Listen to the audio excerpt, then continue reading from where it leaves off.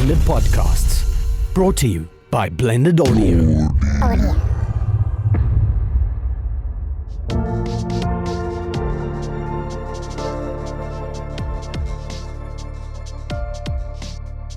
ArtPod is a South African-focused visual arts podcast hosted by Claude Chandler.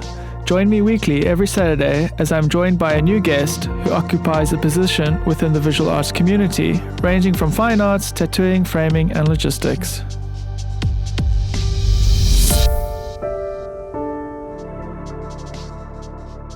Welcome, you're listening to another episode of ArtPod. Today I'm joined by Denovan, a fine artist, Capetonian, purebred Capetonian from my research, which is quite a rare find. Oh, well, thank you for having me. Welcome to the show. I've been wanting to have you on for quite a while. There's almost a thing of, I see a lot of similarities in terms of career in the fine arts industry here in Cape Town. I think especially with genre and education. You, the second artist... Between you and me? I think so. Oh yeah, no, I think so too. For sure. I studied at an institution or not an institute. They put me in an institution. Yeah, you belong in an institution actually, you should go back there. But I studied at a Technikon, which became a university, and I know you studied at Ruth Prowse. Yes. But beforehand... You started off with fine art, correct? Studying fine art at Ruth Prowse. And what was the attraction to Ruth Prowse, say, compared to Michaelis or Stelli's or abroad? I was actually traveling abroad before I came back to Cape Town and Ruth Prowse, and I just realized that Cape Town is just my favorite place, and I love Cape Town. I love home. There's no place like home. So I wanted to come back here, and I actually didn't know about Ruth Prowse. All I knew was Michaelis, but I came back too late to apply, and so I started to look for other places. And when I saw Ruth Prowse, I was just blown away because now it's been renovated, but it wasn't at that time. It was very old. There was a haunted house feel about it. These really unusual long dark corridors, and the entrance was very kind of a bit of a shamble actually. And I was like, wow, this is an art school, and I thought, only in Cape Town would you get this. And I was really excited to be there. I think also it was quite small. There was like 6 of us in the class, and obviously that was very appealing. So yeah, I kind of liked everything about it, and that's how Ruth Prowse happened in my life. So 3 years in, you get your national diploma, and then you went to study... then you went to work for animation group, correct? Close, yeah, no, you were right just now. I studied animation for 2 years because I wasn't very tech savvy, so I didn't have any knowledge in computers at all. And it's where a lot of things are going. So I needed to study something that was still creative, but that was going to immerse me in a more tech sort of world, I guess.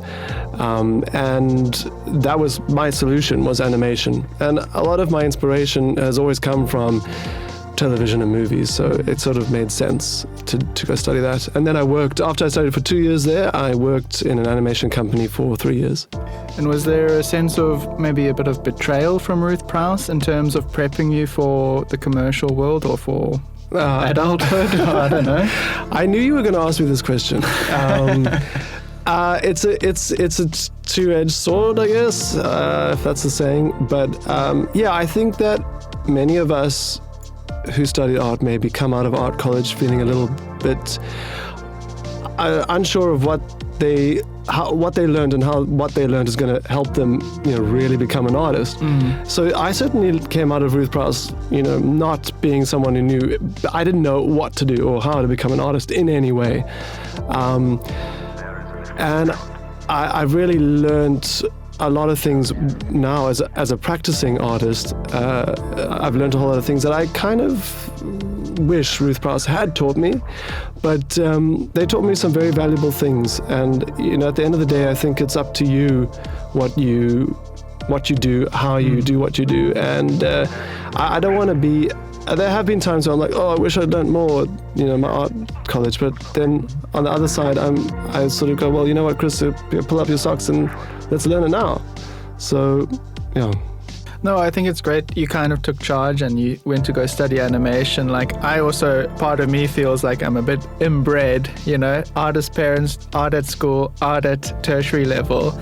And a lot of artists I do know, and a number of guests I've had on the show, they've either come from completely different backgrounds, and I think to their benefit, kind of not being so close to that community and having certain experiences feeding into their design or their process, or even if you would call it just life experience. And then, when I was kind of doing research for you, this was the time you were doing the big weirdo show, and following, the animation thing I didn't know anything about, so I kind of really delved into that, and the shows you worked in, and then seeing was it like Pete the Dragon or something? Florrie's Dragon. Yeah, it was a kids show that I worked on when I was working at animation, Yeah, and that was great. I was the head of the background department. Mr. Bebe as well. I don't know how you pronounce that. Mr. Bebe. I didn't do a lot. There were lots of animated shows that were going on. Sorry, I'm interrupting you. No.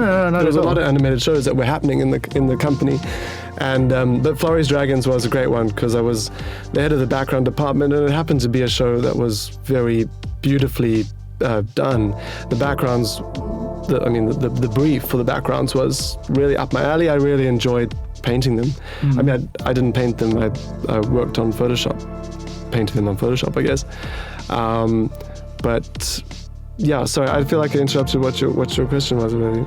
Oh no, well, I was just gonna say, seeing the big weirdo show and seeing those influences of those kind of characters. Oh, right. There was a big element of that, but then also getting an understanding of, say, your portraits and your more figurative things. There's a huge, I'd say, a design element to it, which I think is part of its strength and appeal.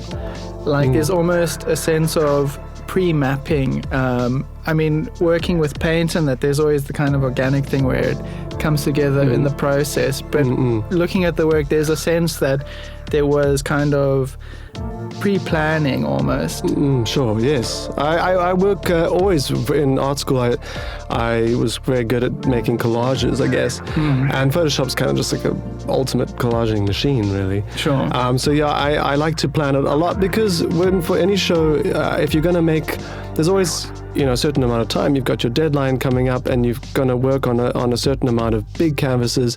There's not a whole lot of time for you to spend correcting work, in the process. So it's good to lay out kind of a nice ground plan and build from there. That just saves you time, I guess. For sure. But I think it's also that thing of kind of form following function, where there's certain graphic, I wouldn't even call it, you can call them limitations, there's certain tools that will cause you to make certain marks. Yes. And then those type of marks really translate well when you apply them somewhere else. Yes, true. Well, I guess with the kind of collages I do, there's no real mark making, it's just kind of cutting and pasting. But certainly when you paint it, it always ends up being a lot more interesting and exciting because the paint has texture and mark making. So it does end up being better or more artistic, I guess. I don't know. Less design. I'd like my work to be less design. Yeah, I wouldn't say. Yeah, I'm just saying it's definitely an element in a complementary way. Yeah, thanks. There's a design. It's funny because it is a design element, but I've got no design background really, or any design. Well, it's just interesting. I found myself now recently doing murals, and I don't know if it's a thing of scale or also just different subject matter, and also using stencils and more graphic elements, and how another part of my brain switches on, and certain elements, say from my fine art eye, just don't work, and I have to kind of approach it in a different way, in a more design way, which ultimately is a nice kind of mixture. Again, it's just I always find it great when there's less inbreeding, when it's not too fine art. Yeah. But So from going back to your animation, you again then put animation, I guess, aside and pursued fine art again. Yeah, I mean, I guess I did, but I'm feeling a real draw towards animation again now. I think there's the opportunity to incorporate animation and fine art together. Well, we were very lucky enough just to go now to the Venice Biennale, and there were some artists creating 3D work that was kind of mind-blowing.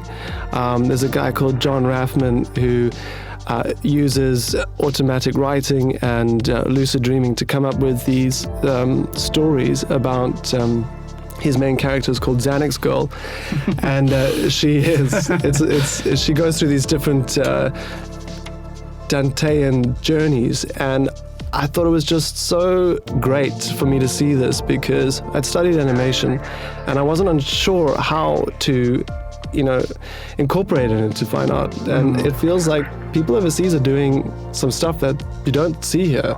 Some really cool things. So I feel the lure of animation coming back to my art. I have to do a refresher course on my animation programs, but yeah. But sure, I mean, like every year you probably need a refresher course in terms of the technology that comes out. So fast. Yeah, I know, but I quite like that some of it seems quite rough, actually, and you don't have to make these Disney movies. You can actually make it kind of creepy and rough and gross, which a lot of really amateur 3D animation is.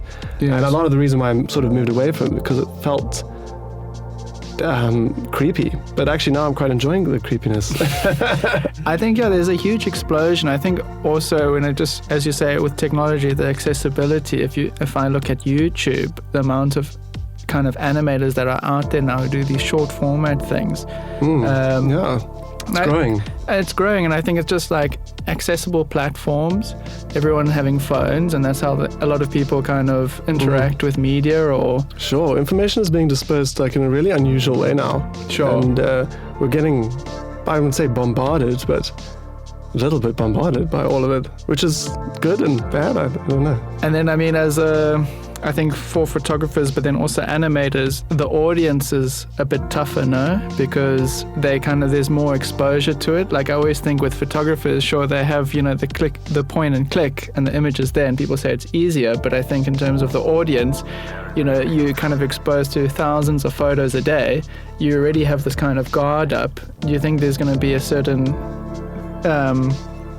attitude towards animation, or do you think people just open their arms up to animation? No, they will not be opening their arms up to it. I mean, it depends how you do it, I guess, but certainly the things I saw overseas, which I was mentioning now, it's dark. I mean, not everyone's going to open their arms up to that sort of thing, but...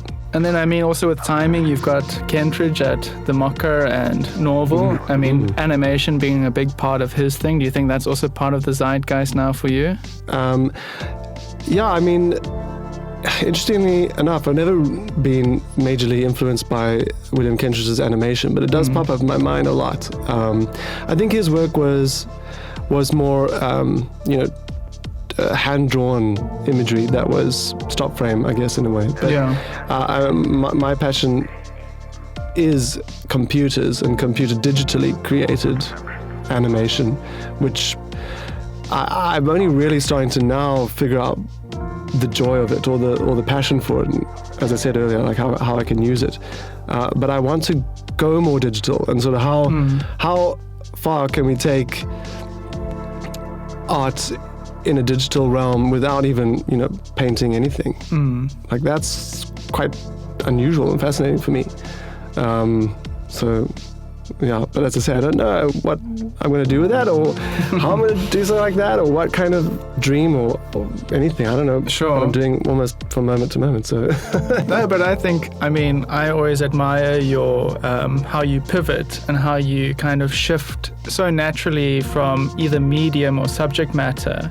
From when I first saw your work, maybe 2013, you had some work up at Studio 41, the first creative collective I had, and you had these 3 portraits. And I remember at first how 2 of them were these portraits like covered in this white like goo or paint, and I was just Yeah. like thinking, it's reminiscent of something. Yes.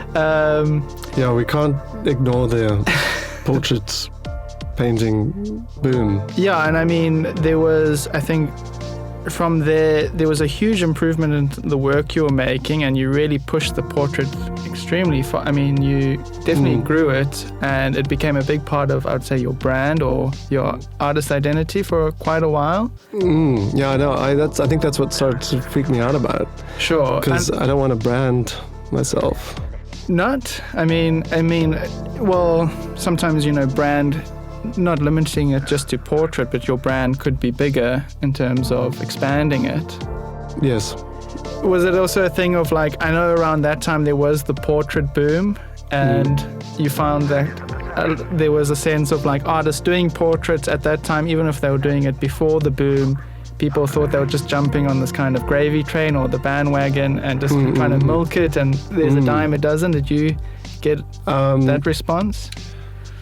I'm not sure if I got it like externally, but internally, I was, because for me, when after I worked for 3 years in the animation company, I quit my job and I decided to pursue my real passion, which was painting, and I hadn't painted in 5 years, so I needed to learn how to do it again. It was really scary, and I still had no idea. I mean, I left art school, I had no idea how to be an artist. I still didn't know, but I thought, you know what, you live once.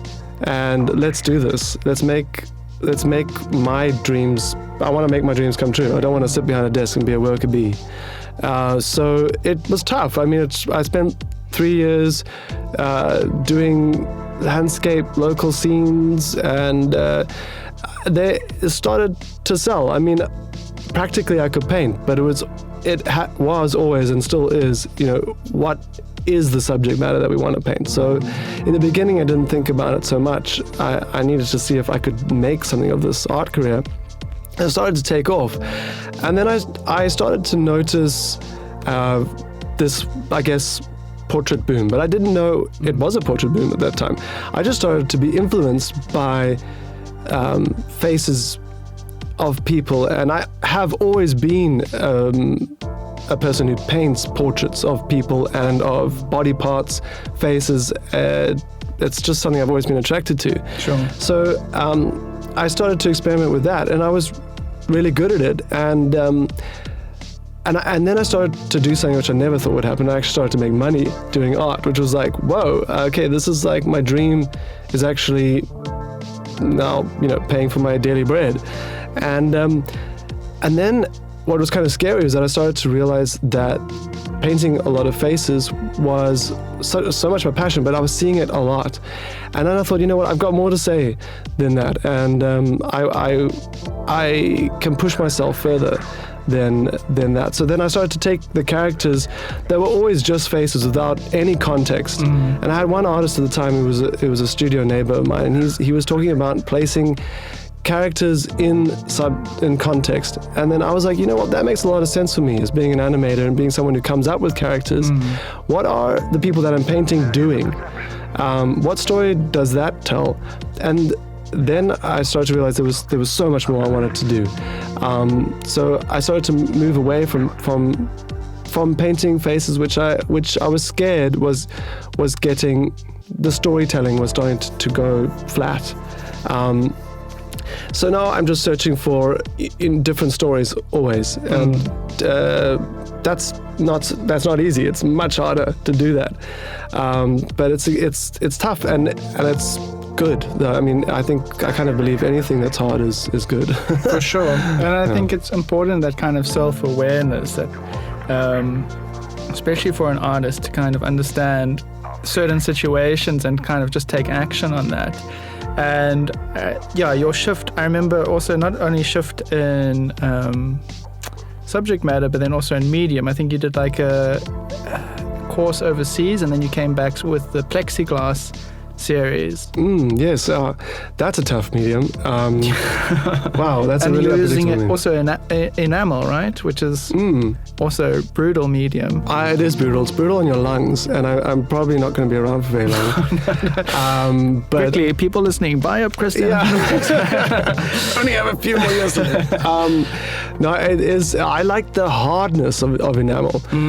There was this shiny hardness to it which appealed to me, and I don't use it as much now because it's a lot of fumes, so it's really bad for you. But with plexiglass, I guess similarly bad with acetone, and the fumes evaporate really quickly, and so whatever you breathe, you inhale. Yeah. So that's also a tough medium to work with, and I'm going to move. I did a show, quite a successful show with that, and I haven't really visited it again, but I have been trying recently, and it's a tough one.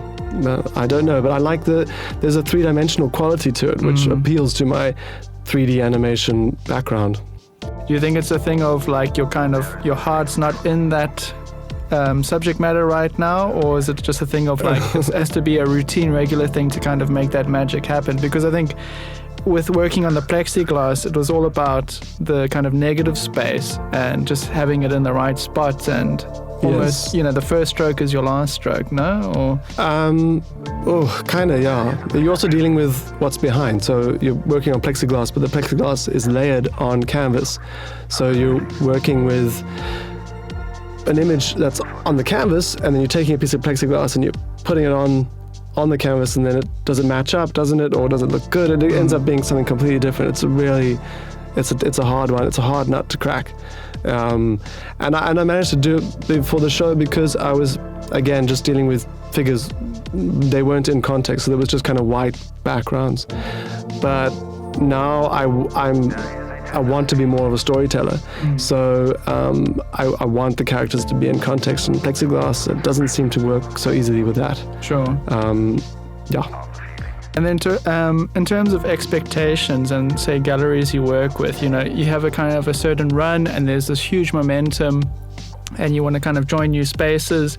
Do you think there's certain kind of desires that galleries have wanted from you that they want you to deliver? Or have you found spaces that are open to your kind of shifts, or?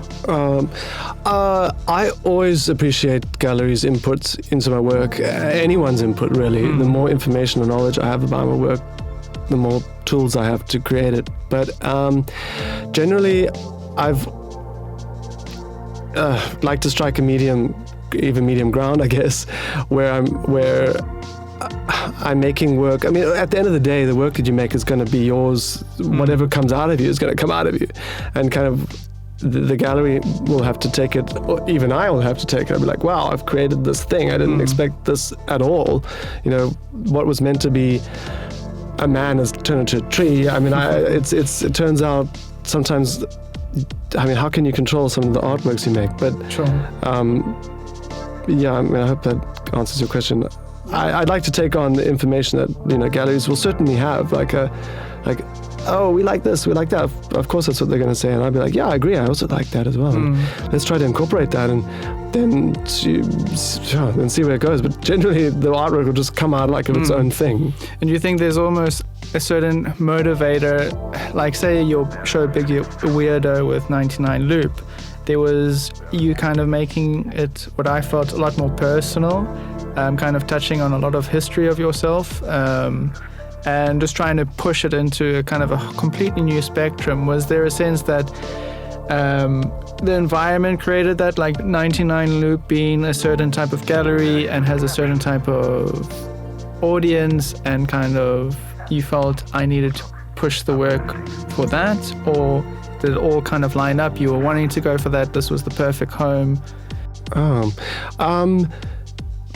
Possibly. I would say that maybe subconsciously might have been affecting me, but I've never really thought of it exactly. I feel like I've just kind of done the stuff that I instinctively want to do. So I'm not sure if it would have been the actual gallery space, but I know, I mean, yeah, really, as I say, like the work just comes, really. I mean, when I'm making Big Weirdo, it was a great show, and it was one of the first times that I really had like this almost sort of nervous breakdown when I was making the show, because it was such out there work for me. And my wonderful sister, I had a big like sit down talk with her, and she's so good at getting people to figure out what their real goals are, not to get caught up in panic or in the small things, I guess. And when I'd finished that chat with her, I felt so at ease, and I went back to my studio and I ended up painting this massive painting of a 6-legged dinosaur, which I mean I would never have done, but as a kid, I think as kids we were sort of fascinated by dinosaurs. So I was doing stuff that was coming instinctively, you know, and really opening that door up for my sort of childhood instincts to kind of like flow out of me. And it was a great painting. I painted it. I felt good while I painted it. I felt happy. I felt happy about the painting when I was finished. And I went home feeling great. It's funny because sometimes you'll go home feeling terrible because you haven't painted something. It really affects you emotionally. It's so intense. So, I mean, just I guess the point of art for me is to paint stuff that makes me feel good, whether it's a 6-legged dinosaur that you have no idea what people are going to think about that, or it could be something that you think people do like. I mean, you never know. Yeah, I think kind of adding that bit of the personal always helps. Like even say with artists who just do portraits, sometimes artists I'm very familiar with, when they say paint their wife or their partner. Would you like some more champagne? I would love some. Yeah, for those of you listening, we're just boozing up in here. Yeah. Well, why not? Sunday. Exactly. Cheers. Thank you. Cheers. Ching. Yeah, just kind of making the work a bit more personal just brings a certain type of magic. And it's sometimes hard knowing what to share. You know, you feel like there's certain things you don't want to exploit or feel like there's a sense of sellout. Right.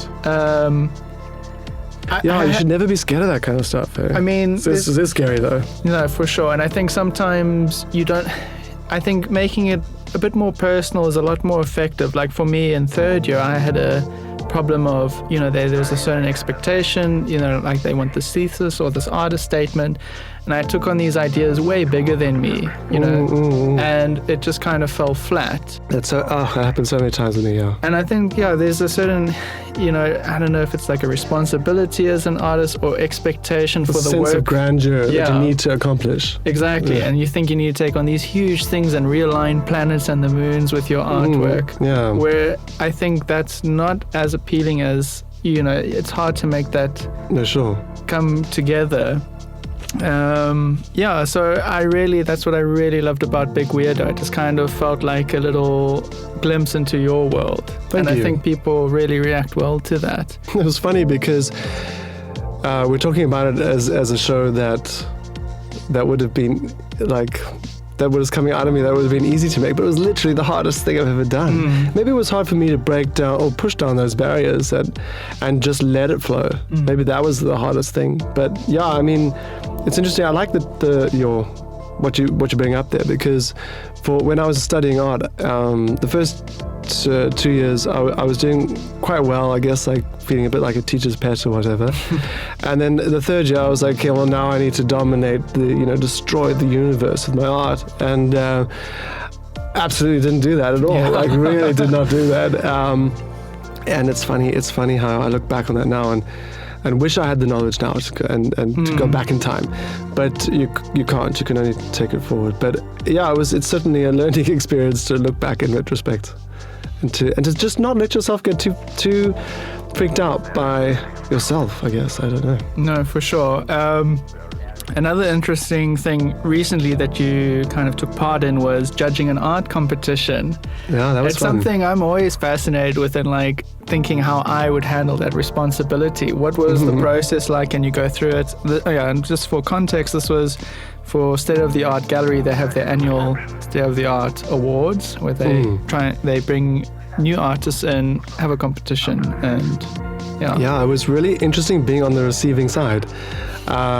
because I mean normally I'm the one entering competitions, so it was great to go through these young artists and see what they were doing and how they were writing about their work. Was actually the most interesting about it, was their theory behind their work, and it was such a comment on today's society in South Africa, which was great. I mean, that's exactly what art's supposed to be about. So it was just so refreshing. Sure. I would much rather be a judge on an art competition than enter this.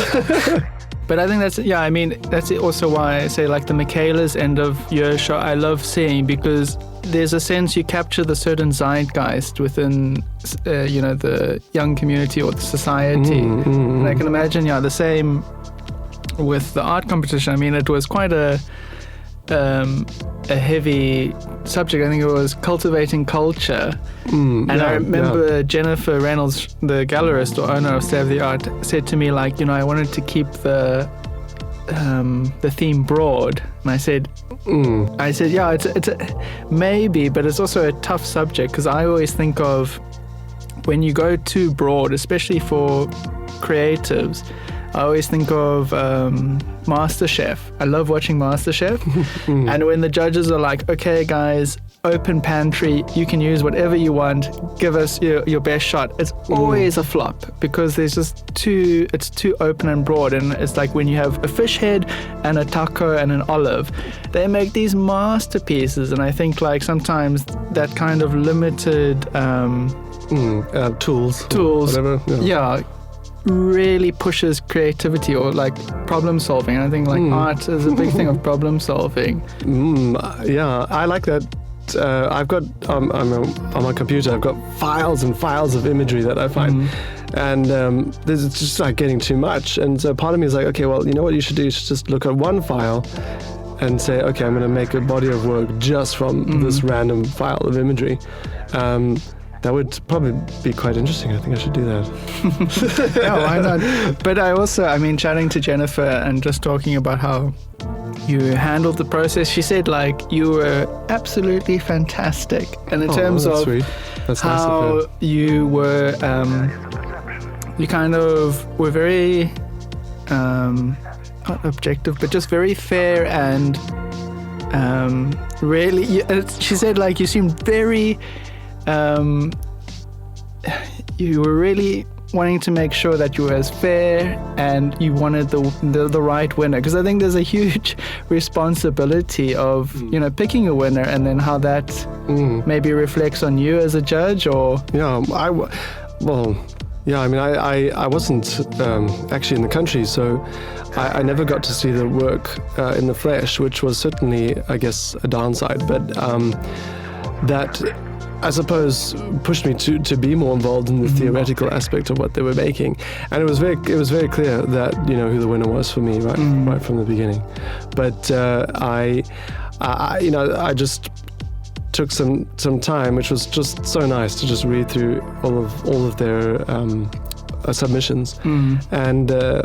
I'm very glad that she said that. No, that's good. I hope I get to be a judge again. It was lots of fun. No, very cool. I mean, but yeah, what I found, when they exhibited the works, they also had the artist statements up, and I felt if you were just going on reading the artist statement, there were some clear winners, but then when you saw the work, the marriage of the idea and the product, or the artwork, I didn't always align, or it was almost felt like sometimes like a lost opportunity. Yeah, well, it's interesting because it makes me think about my own work. We're talking about this, and I hope that my theory and practical work links up.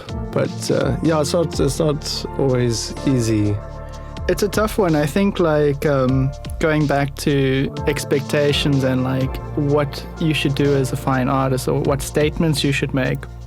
Like I think sometimes if you sit without any work in front of you, or go through a certain process and you start jotting down what this series is going to be about, it's a bit tough to try and fill that void or that expectation. Like a lot of the time I find there's certain things that interest me, and then I'll start working on that, and then the words come afterwards. Do you find that similar with you? I'm a much more practical artist than I am a theoretical one. So, and earlier I was talking about instincts, and I fully embrace my instincts. My instincts is like my number one like art tool that I use. So I just I guess just use that to tell me if things are working or not working. And yeah, in terms of sort of, I guess, the writing behind it, it's becoming more and more apparent to me that the subject is, I guess, myself, because I'm pulling the information like from myself and from my past experiences. So it's a self-portrait, really, any show I do or any body of work that I'm trying to make. And yeah, hopefully the images give that sense, I suppose, when you look at it. I mean, my last show was really delving deeper. My next show, I'm just going to take it even deeper and see where my instincts take me. It's going to be probably one of those moments where I end up crying somewhere along the line, but I just have to, take it on the shoulder or just carry on. You just forge forward and you press on. I mean, I think that you need those sort of panicky, dark moments in order to create some really great stuff. Sure. I mean, if you were not panicking, then you wouldn't be pushing yourself. No, for sure. I mean, like, I think the idea of like a utopia, people would just start smashing things, because if everything's just too dandy, there's, no creativity that can come from that, or no. I like that. That sounds like a painting to me. And then also, say, the studio life, the artist studio, I was very disappointed when that slot at Eastside opened up and you missed it, but then you found a place in Woodstock. Well, thank you. I would have loved to have been around you. It's important to be with artists that are communicating and talking and I think for me, there was a big period where I first moved to Cape Town. The first year and a half, I was kind of working retail. I was doing a bit of painting on the side, and maybe a little bit of cash came from it.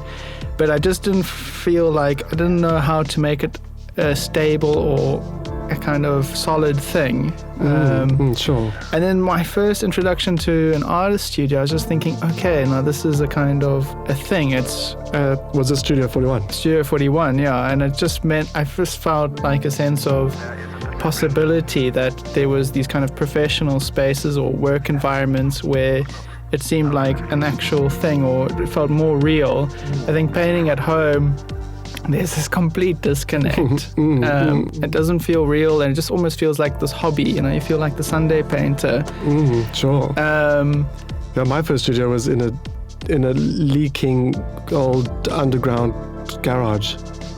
It was dark and creepy and weird, that it's actually created some really great stuff down there. I can imagine it. It's just like you go, you have your routine and rhythm, you go into the space, and it kind of definitely feeds into you. I mean, I've always enjoyed having a lot of artists around me and having a bit of light and sunshine. Sure. But I can imagine a dark and dingy space, also having a similar effect. Ideally, you really want to have a studio. You want to have two studios, actually. One at home, where you're by yourself and you can work late at night if you wake up and like, oh my gosh, I've got this idea. And have one somewhere where you're constantly surrounded by artists that are influencing you in a great way. Obviously, the opposite would not be good if they're not influencing you well. But that would be kind of the dream for me. But I haven't found the retail space for all of that. For sure. Yet. What else was I going to say? So currently in your space, you just, what I was going to say, I would just say, it's kind of, I've been to the studio once before for your open studio. There's kind of a connection with other artists. That sense of privacy, is that important? Like, does that work for you? And it does, yeah. Having a bit of access to an artist. That's kind of the ideal for me, because I'm just painting and eating and sleeping all the time. So I never get too much time to exercise. So my exercise time is dancing in my studio alone. But no one is allowed to watch me do that. And if someone did, I would die of embarrassment. I don't mind talking about it, but actually someone watching me do that. So yeah, I like to close my door, put some good beats on, and just work that panic. Like, how am I going to finish this show off with a good sort of down, probably terribly embarrassing dance moves. For sure. But yeah, for me that's important to have that space where it's private, and I don't really want people coming in seeing how I'm doing, what I'm doing, what I'm doing, but I do at the same time. So then I open my door and be like, "Come on in," and let's chat about what I'm making here. And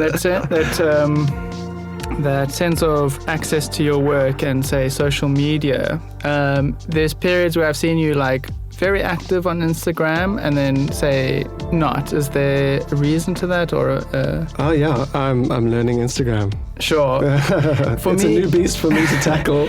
Like, a part of me, what I find, it's great kind of having that interaction, but there's sometimes a worry that you show so much that there's kind of a flat line where there's you kind of overexpose yourself. I see.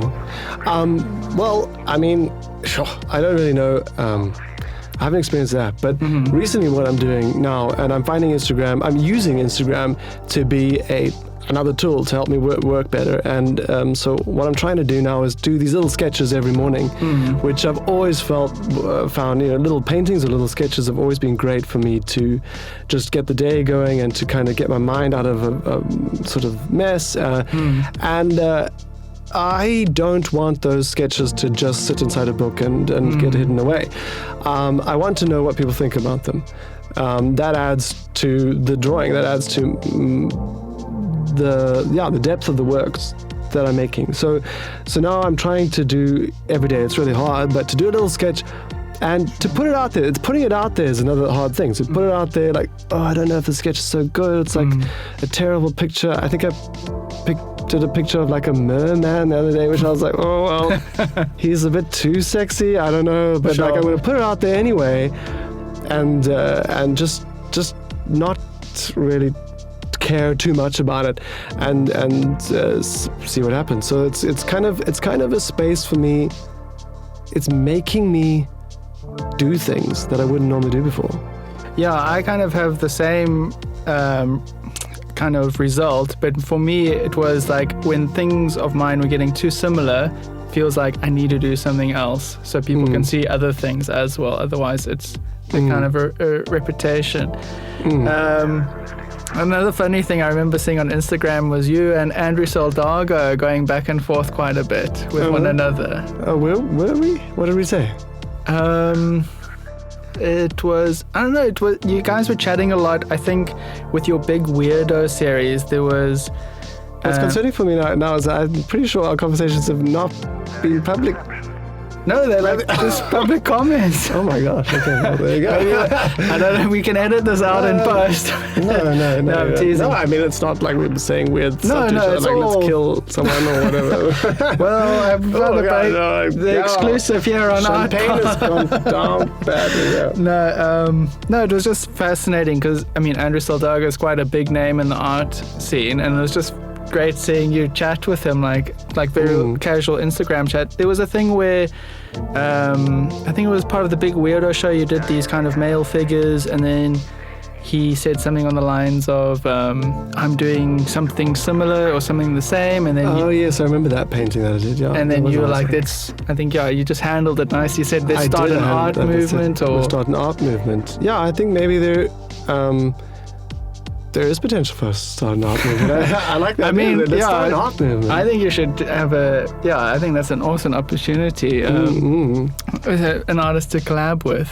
We don't do art movements anymore. I mean, we had that back in like Impressionist days, and like what's changed? There's just too many people now. We all just I think everyone doing things, all the same stuff. I don't know. There's movements happening all the time. We just don't know about it. I think movements are just in memes now. I think memes are the art movements. Yeah, it's a different thing. I want to do like an old-fashioned movement where we're going to make something completely new and destroy the universe with our art. Totally. And then have a major panic attack afterwards when I realize I can't do it. No, for sure. Yeah, that was, because we were, I guess, I painted this picture of these boys that were sort of abstract, and they were kind of together and in this sort of colorful scene, and he does a lot of group images now. I'm seeing a lot of that, also quite colorful, more defined. And mine, I guess, was in this one particular painting, just kind of abstract. But I don't know where that painting that I did came from. I just found these sort of collection of boys that seemed compositionally right, and then the colors seemed to work, and I had a whole lot of plants in there, and it was nice that he sort of thought it was similar to his work, because his work is really strong, very powerful. No, I mean, I would take it completely as a compliment, like just even getting a comment from Soldaga, it's Well, it does. I mean, it does worry me, because I'd be like, well, thank you, but also, I've got my own voice. I don't want to start doing stuff that's similar to other people's. No, I think And anyway, I know where there was a sense of cheekiness coming from his statement, but I think it's not warranted, and I think I like people being cheeky. Yeah, I think he was being cheeky, and I think you handled it perfectly, like a pro, like a PR. I'll just give him a spank on his cheeks next time I see him. Please do. Is there any upcoming shows or exhibitions you would like to punt or promote? Oh, wow. I am working towards a new body of work now for a solo show in January at 99 Loop. Okay. And it's... I don't want to jinx it, because I haven't put too many strokes down for it yet. It's happening in the middle of Jan, so I don't have a huge amount of time. But I'm going to hustle and make it work. But let's just say it's going to be about the combination of body parts and plants mixed together, creating really unusual still lifes. I was talking earlier about what my sort of first paintings were when I was getting back into the art world, and I was doing a lot of still lifes at that time, and mimicking the Dutch still life sort of genre, I guess, and that sort of hyper-realism was really intense, and it was an incredible way for me to get back into the art world. It's like teaching myself painting again, like at a really high level. I really want to kind of break that down and turn it into something completely unusual and really weird. And I move away from the hyperrealism. So yeah, it's kind of a homage to sort of what I did to sort of get back into the art world. Okay. Yeah, cool. So that's happening. All right, no, I think I'm looking forward to it. And for all those listeners, you heard it mid-Jan, 99 Loop. And then, would you like to plug your Instagram or website? Gosh, I mean, I don't really want to do too much self-promotion. All right, but find me. I want people to find me. Yeah, you have to put a bit of work in. Yeah, go and find me. But I really appreciate having you on. I mean, I'm definitely sure I'll have you on again. We'll see where this podcast goes and how it grows. And yeah, I really, really appreciate having you on. Thank you. Yeah, it's been great being here. I don't want to leave. Do you want some more champagne? Should we get the champagne outside? Yeah, why not? Sounds good. But again, I will do a part 2. And I think, this was such a great chat. I think people are going to respond very well to it. Thanks. I enjoyed it very much. Yeah, please do a part 2, because I'd really like to see what kind of state I'm in January. Okay, cool. My show's we'll do a post and, pre and post. Yeah. Awesome. Cool. All right. Thanks, Claude. Thank you for listening, and I'll catch you next weekend. All the best. Bye. And thank you, Blended Audio, for making this happen. And thank you, mother and grandmother. Yeah, thank you, spouses and all that. And mouses.